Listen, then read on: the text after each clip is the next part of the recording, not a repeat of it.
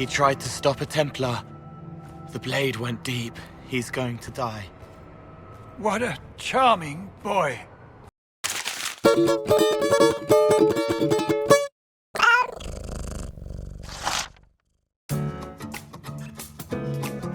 First of all, I know a lot of people are still talking about Veilguard, but this video will be about Dragon Age Inquisition. Not because I'm some rebellious snob who refuses to follow trends, but because I took forever to finish it and I couldn't get it done before Veilguard launched. Sorry about that. Secondly, if you're expecting me to discuss whether Inquisition is better than Dragon Age 2, if it holds up to Origins, if it deserved the 2014 Game of the Year award, or if its semi-open world and side quests measure up to The Witcher 3, then this video might not be for you. Sorry. But here is a video of a cat celebrating his birthday to make your time worthwhile. If you don't know anything about Dragon Age, here is a quick rundown. It's a beloved medieval fantasy RPG series with 3 games. Well, now 4, where your decisions shape the world as you go. Well, they used to do at least. And despite its name, there aren't as many dragons as you might expect. Today I'm talking about the 3rd game, Dragon Age Inquisition, and I won't lie, I originally wanted to make a video comparing it to the other games in the series, naively trying to settle the debate over which one is the best, a debate where everyone and no one is right. But on my 5th playthrough, I realized something I had overlooked the previous 4 times. Something that was right in front of me, and I believe is what makes this game truly unique. That something is the concept of power. In most RPGs, power is an obvious recurring theme. Progression is usually about amassing more and more power over time, defeating increasingly difficult challenges. But is that the only definition of power? Inquisition is a game where this concept is explored in many different angles, making us reflect on it by giving us a level of power and influence that probably no one watching this video will ever have. Unless the Emperor Henry Cavill is watching this. In that case, forgive me. I'm not worthy.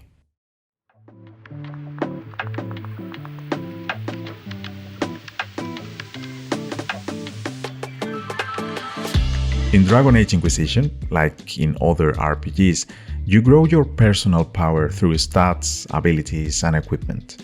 But to be honest, there are other games that do a better job in this regard, giving you more customization options, variety, and abilities that have a more visible impact.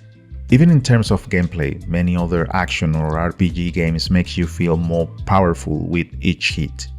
But in Inquisition, your individual power is conveyed primarily through its narrative. The game starts at the moment you stop being a nobody and become someone special, because you gain a power no one else has. A power that can save the world in its darkest moment. But you are not just the chosen one like in other games. For many, you are a divine envoy, the herald of Andraste. You are special not just because of the glowing mark on your hand, but also because of the symbolic power of your figure. Some see you as a threat to their own power, and others see you as the second coming of Jesus, aka Andraste. The game constantly makes you question how special you think you are, whether you were destined to be the savior or if it was just luck, the result of being in the right place at the right time, or the wrong one, depending on your point of view. Even when the true origin of your power is revealed, it's still your choice how to interpret it, divine or not. In Inquisition, your personal power isn't just shown through your attacks, but also through the narrative and the meaning you, your companions, and the world ascribe to your abilities. This individual power is just the first layer of a much larger onion. That analogy works better in Shrek.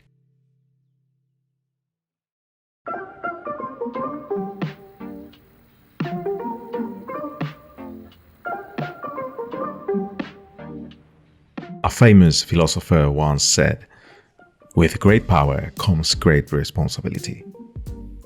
But what happens when that power becomes greater than you? In Inquisition, you quickly realize your power reaches farther than you imagined. You start literally at one of the lowest points in society. A prisoner in a world where human rights haven't been written yet. From there, you rise to become the leader of the most influential movement in the world at that time. The game shows you how your political and social power sometimes opens more doors than a fireball or your knife minigun. Wherever you go, people know you, for better or worse. Your actions and words can rise and topple emperors. Powerful people want to be your friend, or at least not your enemies. It's hard to tell what they are thinking behind those masks. Some join you to save the world, but many others collaborate with you just because they want a piece of your power to their own ends. At a gameplay level, this political and social power serves as a narrative justification for many missions. It's also why some of your companions join you, why you are invited to VIP parties, why other organizations ask for your help, and others condemn you. This is especially notable if you play as an elf or Qunari, two highly discriminated and stigmatized races in Dragon Age universe. But as the Inquisitor, many people overlook this because they need or want to be on your good side. Inquisition makes you feel this power and its influence throughout the story, adding more complexity to the protagonist and their narrative.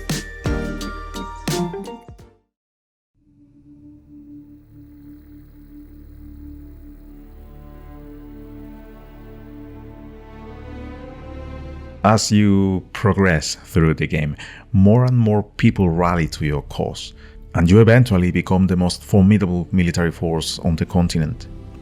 You are like gravity. I would love to expand on that analogy, but I don't really know how gravity works. It's magic to me. In every region you visit, you see your army setting up camps, patrolling, gathering resources, and fighting enemies. In this game, it's not just you and a few charismatic companions against the world. You also have the backing of a large group of hard-working characters with no backstory and generic voices. There are key moments in the story where you face threats you couldn't have overcome without an army. Of course, you steal the key piece, but it's truly epic to see your soldiers storming a fortress of possessed Grey Wardens, or fighting off a swarm of Templars with an overdose of energy drinks. Moreover, by completing certain missions and talking to characters while exploring the world, you can recruit agents, more notable individuals who join your cause and give you bonuses on the war table. What's the war table, you ask? Well, it's where you really see how your power is in the numbers. This is a core game mechanic where you assign your advisors and their forces to missions across the map, yielding various rewards for your cause. Money, equipment, influence, and some horses that give me nightmares. Through text, big stories unfold where the protagonists are other members of your organization, which is also satisfying. This part of the game highlights another key aspect of power: learning to delegate. It's the only way to fully harness your power and keep growing. I may sound like one of those leadership coaches that HR departments like to hire, and I deeply apologize for that. But I think it's interesting that in this part of the game, the protagonist is not just the Inquisitor, but the Inquisition.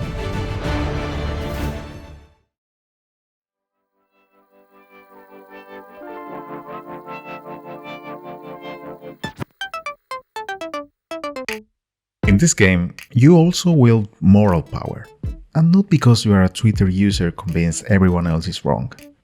In Dragon Age games, decisions aren't split into good or bad, blue or red. They are just decisions, and over time you have to reflect on whether they were the right ones or not. Your companions and other factions will react to your choices, but almost always in a divided way. For example, if you choose to recruit the mages for your cause instead of the Templars, some of your companions will agree with you wholeheartedly, while others will think you have the intelligence of a potato. This can certainly affect your judgment because you may want to get along with some companions more than others, but at the end of the day, the only right decision is the one you make because no one else will make it for you. This morality system applies to all Dragon Age games, and I like it a lot, but in Inquisition it's especially relevant because your decisions impact almost everyone. You are no longer just a hero, you are a political and religious leader. You can literally judge different criminals in-game, even this evil box. The power the game gives you allows you to draw the line between what was the right thing to do and what had to be done.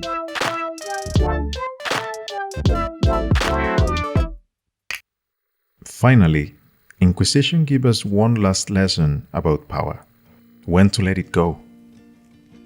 First, when you want to really connect with people, the conversations you have with your companions are some of the few moments in the game where your character feels like a person, more than a leader or chosen one. In those moments, you are just one of them, an equal, thanks to the way you share symmetrically, leaving aside the layers of power. The few moments of vulnerability you can allow yourself are during these dialogues with your companions, because, hey, saving the world must be a bit stressful. But the game also reserves one last reflection on when to let go of power, and that's in the final decision you can make in the game. During the DLC Trespasser, aka the ending that should have been included in the base game, you discover that your Inquisition has grown so much and accumulated so much power that it's facing its inevitable destiny: corruption.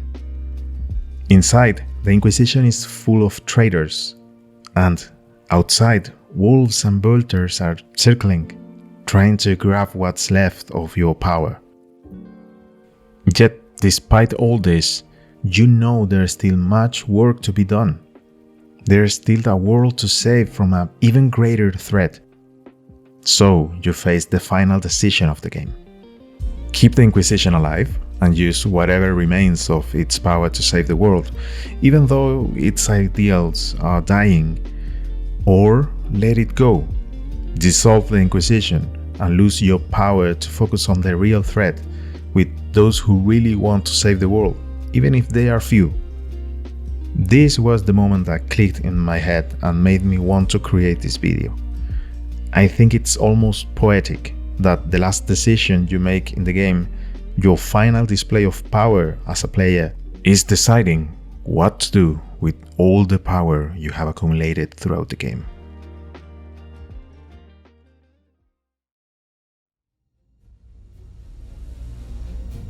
In summary, I think Dragon Age Inquisition is, above all, a good game, where most players will find at least one thing that hooks them. For me, that thing is now its interpretation of the concept of power. There are other games where you are the leader of a faction or kingdom, like Pathfinder Kingmaker, Crusader Kings, or Mount and Blade. But so far, I think Inquisition is the one that best makes you feel at the head of a great movement and the implications of the power that comes with that. It may not fully achieve this through all its gameplay mechanics, but it certainly does through its narrative and story. I think this makes the game one of those works that makes us reflect on our reality, how those in power act in our society, from political leaders of great nations to your boss at work, or worse, you yourself as a boss. There are great classics in literature and cinema that touch in this theme of power. But you know what? Video games do it too. I'm not wasting my time, Mom. Well, I could end the video here, but as I was writing this script, and reading the news about Veilguard, I realized there is one more lesson about power that Inquisition teaches us. Our power as players. Throughout the game, there are moments when you realize that the decisions you made in the previous games did matter, from major changes like who is the king or queen of Relden or which Grey Warden will help you, to small mentions in texts. For example, on the war table, there is a mission chain involving Severin, one of your companions from Origins. The fact that he is there means you let him live in the previous 2 games, so many players didn't have the same mission I did, just as I missed out on others because of my past decisions. The DNA of the Dragon Age saga is, or at least was, this: giving us games that allows us to create our world and tell stories we might never been able to write ourselves. I still haven't finished playing Veilguard, and I will go into detail about it in the next video, so for now I'll just say I want to have faith. Faith that somehow at some point in the future, whether in this game through a DLC or in another title, our past decisions will come back to find us. Now, back to Inquisition. For some, it might be the best in the series, for others, the worst, and for many, it might just be okay. But I think we should also appreciate it for what it is, and for the small and big tribute it pays to our past decisions. That's where the true power of Dragon Age Inquisition lies. Its ability to make the other games feel even better by respecting the world each player creates.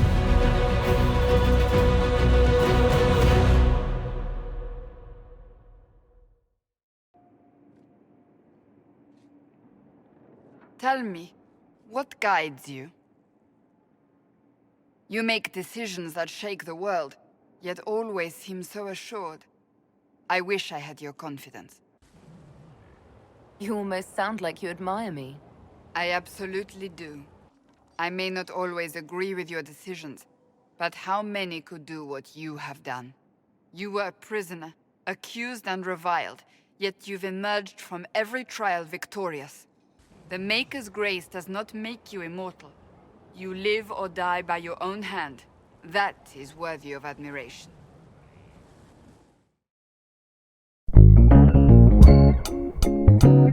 Well, that's the end of this video.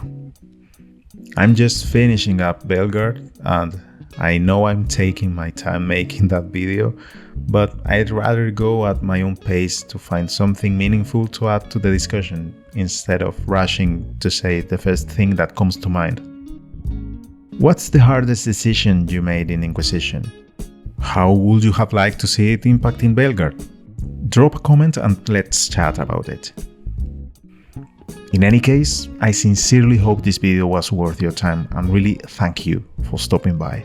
You can also subscribe and give it a like if you want, and if not, it's okay, maybe next time. Take care, don't stay up too late, drink water and all that stuff. See you in the next video. Bye!